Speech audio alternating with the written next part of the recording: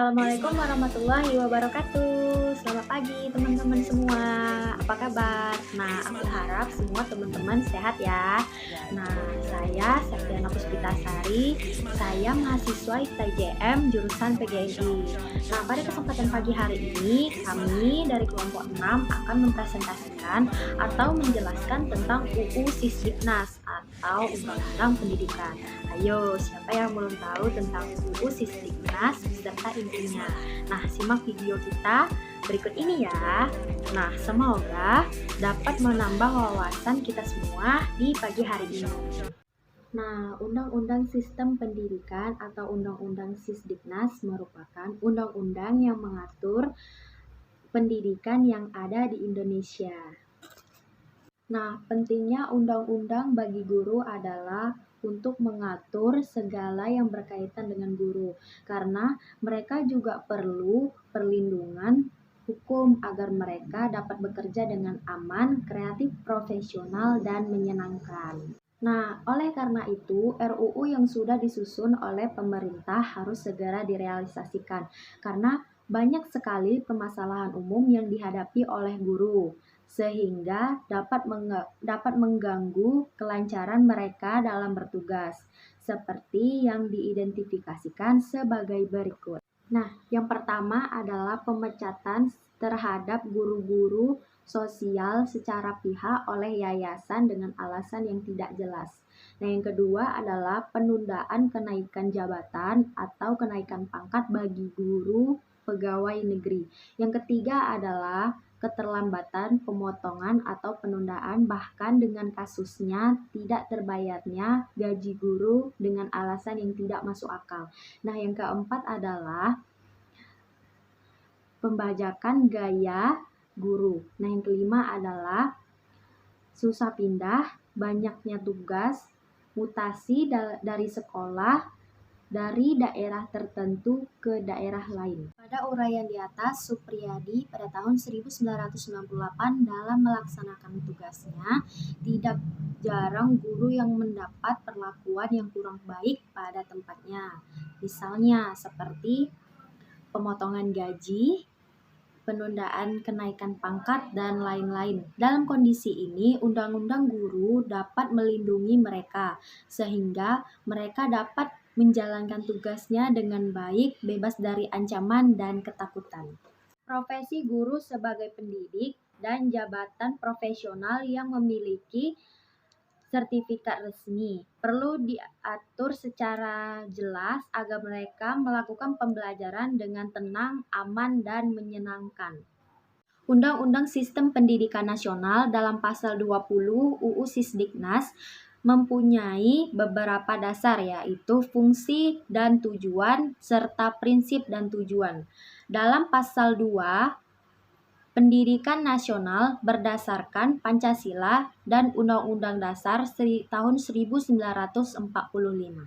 Tujuan pendidikan nasional itu sebenarnya untuk meningkatkan keahlian, keterampilan, dan kecerdasan di berbagai aspek yang efektif. Maka dikemukakanlah butir-butir tujuan pendidikan sebagai berikut. Meningkatkan ketakwaan kepada Tuhan Yang Maha Esa, memperkuat kepribadian Pancasila, mempertebal semangat kebangsaan, meningkatkan kecerdasan, meningkatkan keahlian, meningkatkan keterampilan, mempertinggi budi pekerti, mengembangkan sikap demokrasi, memelihara kerukunan hidup, mampu mengembangkan daya estetik, berkesanggupan membangun diri dan masyarakat. Baiklah, penjelasan berikutnya akan dilanjutkan oleh Safinatun Najah. Bismillahirrahmanirrahim. Assalamualaikum warahmatullahi wabarakatuh. Terima kasih kepada moderator karena telah mempersilahkan saya untuk melanjutkan penjelasan materi tentang UU Sisdiknas. Upaya untuk mengimplementasikan Undang-Undang Sistem Pendidikan Nasional. Undang-Undang Nomor Tahun 2023 tentang Sisdiknas pada hakikatnya adalah mengatur semua kegiatan pendidikan baik melalui semua jenis dan jenjang pendidikan, baik melalui jalur pendidikan formal dan non-formal. Dengan demikian, tidaklah salah jika Departemen SDM melalui Badan Dikbudnya mengembangkan suatu program pendidikan bagi SDM-nya untuk terus meningkatkan kemampuan, keterampilan, dan keahliannya sehingga mereka dapat bekerja lebih produktif. Pendidikan profesi yang menyelenggarakan bagian lulusan S1 atau diploma 4 secara yudisius dan akademik, sekolah tinggi adalah salah satu institusi pendidikan tinggi yang berhak menyelenggarakan program profesi. Selain universitas atau institut, tentu saja sekolah tinggi dapat saja menyelenggarakan program sarjana dan diploma. Sebaiknya, akademi adalah salah satu institusi pendidikan tinggi yang hanya berhak menyelenggarakan program diploma, sehingga akademik tidak pada tempatnya terjadi suatu pendidikan kedinasan. Penyelenggaraan pendidikan tidak harus di bawah pendidikan kedinasan, melainkan di bawah payung pendidikan tinggi pada umumnya.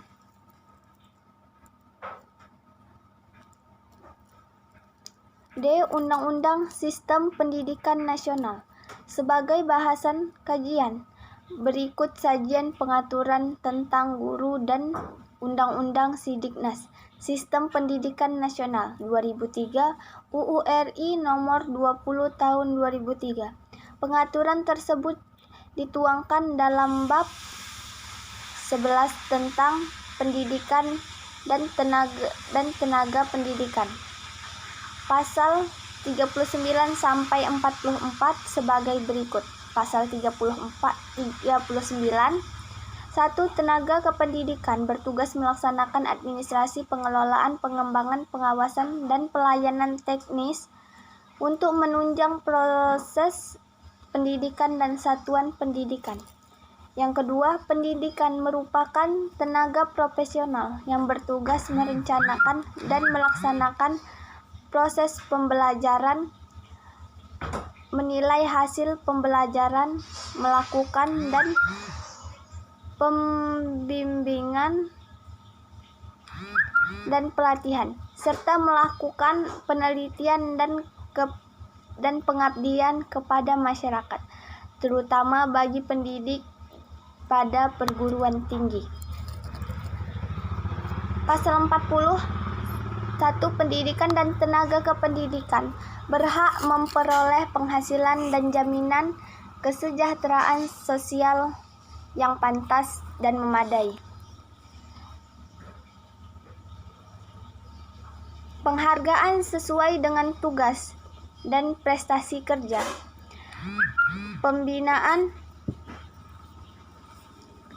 Pembinaan karir sesuai dengan tuntunan pengembangan kualitas. Perlindungan hukum dalam melaksanakan dan tugas hak atas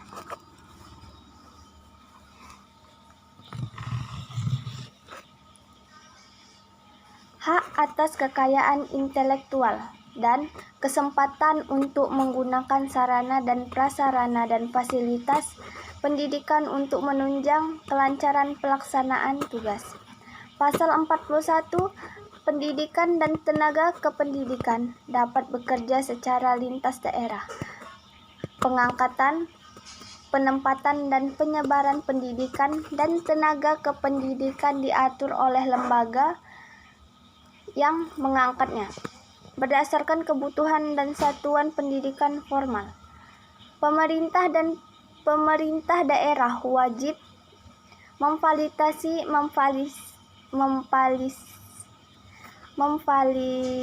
memfasilitasi satuan pendidikan dan pendidik dan tenaga kependidikan yang diperlukan untuk menjamin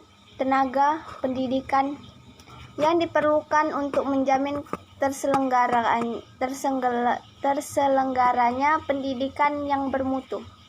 Ketentuan mengenai pendidik dan tenaga kependidikan sebagaimana maksud dalam ayat 1, ayat 2, dan ayat 3 diatur lebih lanjut dan peraturan pemerintah. Terima kasih, mungkin itu saja, saya kembalikan kepada moderator. Halo, assalamualaikum. Kembali lagi bersama saya Reni Ardiana. Di sini saya ingin melanjutkan materi dari Safinatun Najah. Di sini saya akan menjelaskan tentang pasal 41, 42, 43, dan 44. Disimak ya teman-teman video berikut. Pasal 41. Yang pertama, pendidik tenaga kependidikan dapat bekerja secara lintas daerah.